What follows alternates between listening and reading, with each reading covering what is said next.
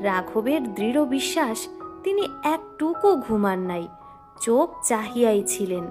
হঠাৎ একটা ব্যাপার ঘটিল। বিস্মিত রাঘব দেখিলেন তাহার খাটের পাশের বাঁশের খুঁটিটা যেন ধীরে ধীরে একটা বিরাট আকায় মূর্তি পরিগ্রহ করিয়া তাহার মাথার শিওরে আসিয়া দাঁড়াইল। ব্যঙ্গের সুরে অঙ্গুলি হেলাইয়া বলিল, মূর্খ, ঘুমোবার ইচ্ছা থাকে তো কালই গহনার বাস্ক ফেরত দিস। ভাগ্নে বউয়ের গহনা চুরি করেছিস, লজ্জা করে না? রাঘব চক্রবর্তী একবার চারিদিকে চাহিয়াই কাছে আসিয়া ভাগিনী ও বধূর পা জড়াইয়া ধরিয়া কাঁদিয়া ফেলিলেন। বলিলেন, মা, তুমি মানুষ নও, তুমি কোনো ঠাকুর দেবতা হবে। ছেলে বলে আমায় মাপ করো।